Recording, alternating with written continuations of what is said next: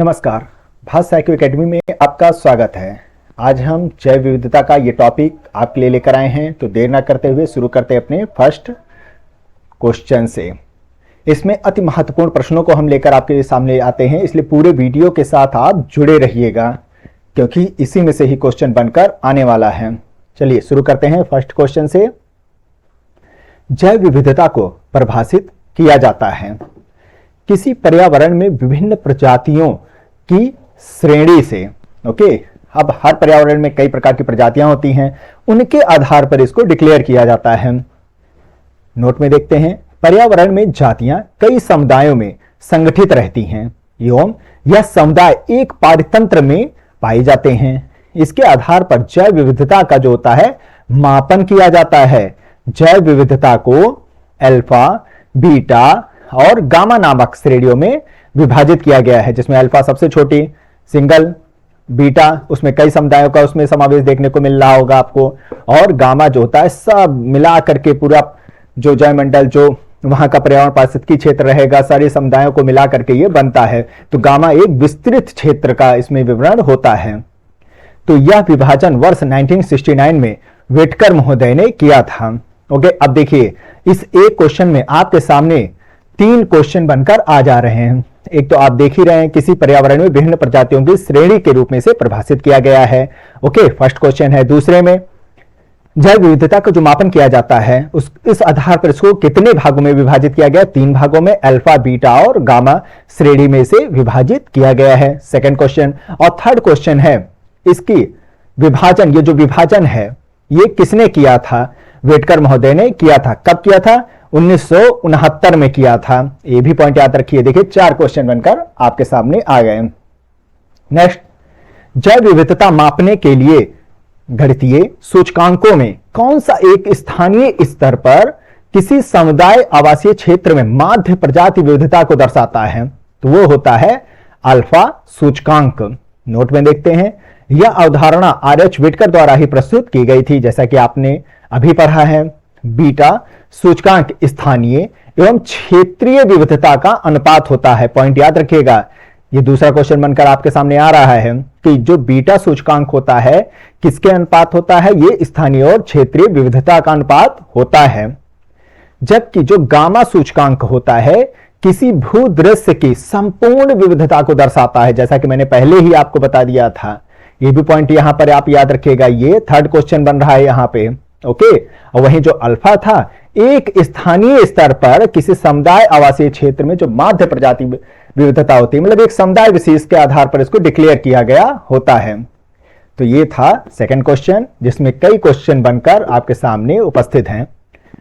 भारत द्वारा भूमि क्षरण तटस्थता प्राप्त करने का लक्ष्य रखा गया। ये बन गया करंट अफेयर का क्वेश्चन 2030 तक। भूमि क्षरण तटस्थता प्राप्त करने का इन्होंने लक्ष्य रखा है। उससे तटस्थता से होता है दूरी बनाने से है, उसको रोकने से है, बचाने से संबंधित हो जाता है एक रूप से। नेक्स्ट क्वेश्चन, किसने सर्वप्रथम बायोडायवर्सिटी शब्द का प्रयोग किया था? अति महत्वपूर्ण क्वेश्चन। वॉल्टर जी रोसेन महोदय ने किया था। ओके, चलिए इसके भी बारे में एक हिस्ट्री देख लेते हैं इसका, जो कि इंपॉर्टेंट है, इस पर भी क्वेश्चन बन सकता है। जैव विविधता शब्द को अंग्रेजी शब्द बायोलॉजिकल डाइवर्सिटी के रूप में प्रथम बार रेमंड एफ दासमैन ने वर्ष 1968 में अपनी एक किताब a different kind of country में दिया था। दासमैन महोदय थे, ये दास थे, ऐसे याद कर लीजिए, एक मैन जो दास थे, उन्होंने बायोलॉजिकल डाइवर्सिटी शब्द को गढ़ा। और किस किताब में? A different kind of country नामक इनकी एक किताब थी, उसमें 1968 में। फिर क्या हुआ? बाद में जैव विविधता को अंग्रेजी शब्द बायोलॉजिकल डाइवर्सिटी से बदल करके बायोडायवर्सिटी कर दिया, क्योंकि भाई लग रहा था लॉजिकल बोलने में काफी दिक्कत हो रही थी। किसको? रोसेन महोदय को। तो इन्होंने क्या कह दिया, लॉजिकल को हटा दिया और बायोडायवर्सिटी वर्ड लेकर सामने उपस्थित हो गए। तो बायोडायवर्सिटी के रूप में सर्वप्रथम डब्ल्यू.जी. रोसेन ने प्रयोग किया था। अगर आ जाए आपके सामने बायोलॉजिकल डाइवर्सिटी के रूप में किसने कहा था, तो दासमैन, रेमंड ऑफ दासमैन ने कहा था। किस किताब में? A different kind of country में। देखिए 3 क्वेश्चन यहां पर भी आपके सामने बन गया। नेक्स्ट क्वेश्चन, भारत का प्रथम national centre for marine biodiversity किस शहर में स्थित है? तो बताइए कहां पर स्थित है? यह है Jamnagar. Okay, national centre for marine biodiversity. Next question, पारिस्थितिक तंत्र में किस प्रजातीय विविधता सापेक्षता काफी अधिक होती है? किसमें प्रजातीय जो विविधता होती है वो अधिक देखी जाती है? तो ये आपको उष्ण कटिबंधीय वर्षावन और कोरल रीफ दोनों जगहों पर देखने को मिल जाएगा। ऑप्शन में आपके पास रहेगा केवल उष्ण कटिबंधीय वर्षावन या केवल कोरल रीफ या दोनों में या किसी में नहीं, तो आप ऑप्शन लगाइएगा उष्ण कटिबंधीय वर्षावन का क्षेत्र और साथ ही साथ कोरल जो रीफ होते हैं समुद्रों में पाए जाते हैं इसमें भी ये पाए जाते हैं। ओके, और सबसे बड़ा कोरल रीफ आपको ऑस्ट्रेलिया में देखने को मिलेगा। ओके, चलिए, ग्रेट बैरियर रीफ के नाम से हिमालय पर्वत प्रदेश जाति वरीयता की दृष्टि से अत्यंत समृद्ध है। जो हिमालय पर्वतीय प्रदेश है, इस समृद्धि के लिए कौन सा कारण सबसे उपयुक्त आप कहेंगे? या विभिन्न जीव भौगोलिक क्षेत्रों का एक तो संगम होता है, इसीलिए इसको सबसे महत्वपूर्ण क्षेत्र कहा गया है। ये पॉइंट याद रखिएगा, इंपॉर्टेंट क्वेश्चन है ये। नेक्स्ट क्वेश्चन, शांत घाटी, कश्मीर और फूलों की घाटी तथा सूरमा घाटी में से किसमें सर्वाधिक जैव विविधता पाई जाती है? तो वो शांत घाटी केरल में। इसको रटने की जरूरत नहीं है, जैसे कि ये हमारा ग्लोब है, ये है 0 डिग्री, ये है 30 डिग्री, ये है 60 डिग्री और ये 90 डिग्री। तो जैसे जैसे आप 0 डिग्री से ऊपर या नीचे की नीचे तो भाई ज्यादातर समुद्री है, यहां पर अफ्रीका ले लीजिए और यहां पर या तो दक्षिण पूर्व एशिया को ले लीजिए, ऑस्ट्रेलिया आ गया, ये सब क्षेत्रों को ले लीजिए, या इधर अमेरिका का दक्षिण अमेरिका का जो हिस्सा होगा उतना ही मिलेगा। ज्यादातर जो स्थलीय क्षेत्र में देखने को आपको मिल रहा होगा वो उत्तरी गोलार्ध में देखने को मिलता है। ओके, तो 0 डिग्री से जैसे जैसे आप ऊपर या नीचे की ओर बढ़ते चले जाएंगे तो जैव विविधता जो होती है वो कम होती हुई चली आती है। याद रखिएगा, 0 डिग्री से 90 डिग्री की ओर ऊपर की ओर बढ़ते चले जाएंगे तो जैव विविधता में कमी आती चली जाएगी। अब बताइए, शांत घाटी केरल ये सबसे निचले हिस्से पे है, यानी कि ये 0 डिग्री के काफी करीब है, तो यहां पर जैव विविधता सबसे ज्यादा होगी। किसकी तुलना में? कश्मीर की तुलना में, वो तो ऊपर है इसके। फूलों की घाटी यहां पर उत्तराखंड की तरफ, ये भी ऊपर ही है इसकी तुलना में। ओके, और सूरमा घाटी ये भी ऊपर ही है। तो क्या कहा जाता है, इसलिए जैव विविधता की दृष्टि से शांत घाटी और केरल जो होता है इसमें ज्यादा पाया जाता है। ओके, नेक्स्ट क्वेश्चन, भारत में कितने जैव विविधता हॉट स्पॉट स्थल हैं? बताइए, बहुत ही ज्यादा इंपॉर्टेंट क्वेश्चन है ये। 4 जैव विविधता हॉट स्पॉट स्थल हैं। एक तो है पूर्वी हिमालय का जो क्षेत्र होता है। ओके, ये जैसा कि हमारा, ये थोड़ा सा जल्दी में बना दे रहा हूं, ये हमारा पूरा भारत का नक्शा हो गया। ये देखिए, तो जो पूर्वी हिमालय का जो क्षेत्र हो गया आप ये देखेंगे, या पश्चिमी घाट का जो हिस्सा हो गया दूसरे नंबर पे, ये हमारा जैव विविधता हॉटस्पॉट हो गया। और म्यांमार भारत सीमा, म्यांमार का और भारत का सीमा, यहां पर आप देखेंगे अराकानियोमा की पूरी पहाड़ियां फैली हुई हैं। यही जो हमारा हिमालय है उसी का ही नीचे की ओर ये विस्तार देखने को मिल रहा होता है। ओके, और सुंडालैंड का क्षेत्र भी आपको देखने को मिल जाएगा। तो अंडमान एवं निकोबार जो द्वीप समूह है ये म्यांमार भारत सीमा और सुंडालैंड का ही ये भाग होता है। तो ये जो 4 क्षेत्र है, पूर्वी हिमालय, पश्चिमी घाट, म्यांमार भारत सीमा और सुंडालैंड का जो क्षेत्र ये पूरा फैला हुआ है, ये हमारा क्या कहलाता है? यही 4 जैव विविधता हॉटस्पॉट के रूप में फेमस है भारत में। चलिए नेक्स्ट, सिक्किम के संबंध में सही कथन है। 1975 में यह भारत का अभिन्न अंग बन गया था। इसे वनस्पति शास्त्रियों का स्वर्ग माना जाता है। इसके मुख्य निवासी लेपचा लोग हैं। ये पॉइंट याद रखिएगा। नेक्स्ट क्वेश्चन, 3 मानकों के आधार पर पश्चिमी घाट, श्रीलंका, इंडो बर्मा क्षेत्रों को जैव विविधता के प्रखर स्थलों हॉटस्पॉट के रूप में मान्यता प्राप्त हुई है। 3 मानक कौन से हैं? तो वो होते हैं, ये बहुत पूछा जाता है क्वेश्चन, 3 मानकों के आधार पर जो इसको डिक्लेयर किया जाता है वो है जातीय बहुतायतता, स्थानिकता जहां पर रह रहे होते हैं, आशंका बोध कि मतलब कि उनकी आशंका दिखाई जाती है कि कोई दिक्कत तो नहीं है, हॉटस्पॉट को कोई खतरा तो नहीं, मतलब कि उस क्षेत्र में जीव जंतुओं को जो प्रजातियां उनको खतरा तो नहीं हो रहा है, तो उसके आधार पर यह डिक्लेयर किया जाता है। 3 चीज, जाति बहुतायता, स्थानिकता और आशंका बोध। नेक्स्ट क्वेश्चन, जैव विविधता का ह्रास का मुख्य कारण क्या होता है? ह्रास का बताइए।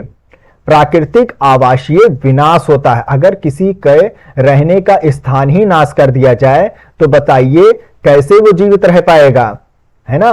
तो यही जैव विविधता के ह्रास का मुख्य कारण जो बताया जाता है, प्राकृतिक आवासीय विनाश होता है। दिया गया कथन सत्य है।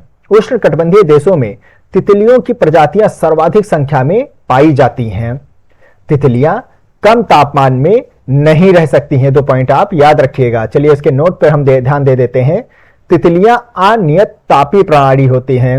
ओके, अनियत तापी प्राणी होते हैं, इनका कोई नियत ताप नहीं होता है, इसलिए इनके रहने के लिए उष्ण एवं गर्म जलवायु वाला क्षेत्र सर्वश्रेष्ठ स्थान माना जाता है। यही कारण है तितलियों की सर्वाधिक प्रजातियां उष्णकटिबंधीय देशों में ही पाई जाती हैं। तितलियां अपने शरीर के तापमान को विनियमित करने में सक्षम नहीं होती हैं। परिणाम स्वरूप इनके शरीर का तापमान आसपास के तापमान के अनुसार क्या होता है? बदलता रहता है। बहुत कम तापमान होने पर स्थिति में यह उड़ान नहीं भर पाती हैं। ओके, जब उड़ान ही नहीं भर पाएंगे तो उनके लिए दिक्कत उत्पन्न हो जाती है कम तापमान पर ठंडे प्रदेशों में। नेक्स्ट, कौन एक पारिस्थितिक तंत्र की जैव विविधता को बढ़ोतरी के लिए उत्तरदायी नहीं है? जैव विविधता को बढ़ोतरी के लिए उत्तरदायी नहीं है, बताइए कौन से? पारिस्थितिक तंत्र की उत्पादकता नहीं, ये भी नहीं। मध्य व्यवधान, ये भी नहीं। पारिस्थितिक तंत्र की आयु, ये भी नहीं। ये राइट आंसर है। पोषण स्तर की कम संख्या, इससे इसका लेना देना नहीं होता है। जैव विविधता की बढ़ोतरी से इसका कोई लेना देना नहीं है, पोषण स्तर की कम संख्या। क्यों? पोषण स्तरों में कमी से एक विशेष वर्ग के जीवों की संख्या में वृद्धि होती है, जबकि जैव विविधता में कमी आ जाती है। ओके, अब मान लीजिए ये एक जीव जंतु है और इनको खाने वाला दूसरा जीव जंतु है ही नहीं धरती पे, तो क्या होगा? इनकी संख्या धीरे धीरे बढ़ना शुरू हो जाएगी।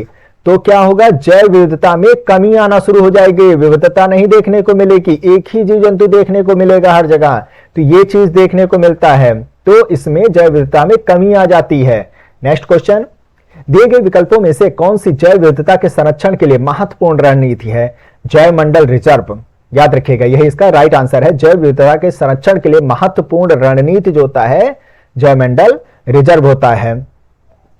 चलिए इस पर हम ध्यान देते हैं। जैव विविधता के संरक्षण के लिए महत्वपूर्ण रणनीति जैव मंडल रिजर्व है, और जैव मंडल रिजर्व की स्थापना का उद्देश्य प्राकृतिक एवं अर्ध प्राकृतिक भूमि पर स्वस्थानीय जैव विविधता का संरक्षण करना है। ओके, स्वस्थानीय यानी कि एक ही स्थान जहां पर उनकी उत्पत्ति हुई है वहीं पर ही उनको संरक्षण प्रोवाइड करवा देना, वही स्वस्थानीय कहलाते हैं। और बाह्य स्थानीय में यहां पर उनका जन्म हुआ है और उनका लालन पालन यहां हो रहा है दूसरी जगह पर, वो हो जाता है बाह्य स्थानीय। ओके, याद रखिएगा जैव विविधता संरक्षण के लिए स्वस्थानीय व बाह्य स्थानीय तकनीक अपनाई जाती है। देखिए एक क्वेश्चन यहां पर बनके आपके सामने उपस्थित है। ओके, तो याद रखिएगा जैव विविधता के संरक्षण के लिए महत्वपूर्ण रणनीति क्या है? जैव मंडल रिजर्व। परवाल व्यंजन का सबसे अधिक प्रभावी कारक क्या होता है? व्यंजन होगा, व्यंजन यहां पर होगा। सबसे अधिक प्रभावी कारक क्या होता है? सागर के जल के सामान्य तापमान में अगर वृद्धि होना शुरू हो जाती है, गर्मी बढ़ रही है ग्लोबल वार्मिंग की वजह से, क्या होता है? प्रवाल भित्तियां नाश होना शुरू कर देती हैं। ओके, उनमें कमी आना शुरू हो जाती हैं।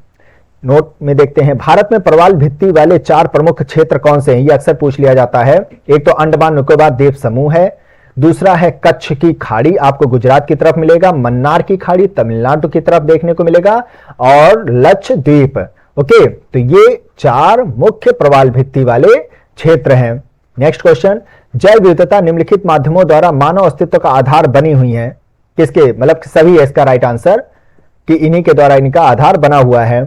मृदा निर्माण, मृदा अपरदन का रोकथाम, अपशिष्ट का पुनर्चक्रण, जो अपशिष्ट होते हैं उनको फिर से इस्तेमाल में लाया जाए, और सस्य परागण। ओके, नेक्स्ट क्वेश्चन, कौन सी ड्रग गिद्धों के समष्टि में ह्रास के उत्तरदायी होते हैं? ये तो आप हमेशा सुने होंगे, अक्सर एग्जाम में पूछ लेते हैं। डिक्लोफेनिक सोडियम होता है, जिसकी वजह से गिद्धों की संख्या कम होने लगी है, मर जाते हैं बेचारे वो। डिक्लोफेनिक सोडियम एक साधारण सी दर्द निवारक दवा है, याद रखिएगा, जिसका उपयोग किसानों द्वारा पशुओं के लिए दर्द निवारक के रूप में बुखार के इलाज में किया जाता है। जब पशुओं को जुकाम बुखार ये सब होता है, दर्द होता है, तो उनको दिया जाता है डिक्लोफेनिक सोडियम। और जब ये मर जाते हैं तो जब गिद्ध इनको खाते हैं तो यही डिक्लोफेनिक इन गिद्धों के गले में इंफेक्शन का काम करना शुरू कर देते हैं, जिसके कारण बेचारे दर्द से ये तड़प के मर जाते हैं। तो इसके लिए फिर सरकार अब इस पर कंट्रोल कर रही है, नियंत्रण लगा रही है, ताकि गिद्धों को किसी तरह बचाया जाए। भारत में पाए जाने वाले स्तनधारी डुगोंग के संदर्भ में दिया गया कथन सही है, बताइए। डुगोंग एक प्रकार का ये समुद्री गाय की तरह होता है, समुद्रों में पाया जाता है। यह एक शाकाहारी स्तनधारी है और घास खाने की इसकी आदत के कारण ही इसे समुद्री गाय कहा जाता है।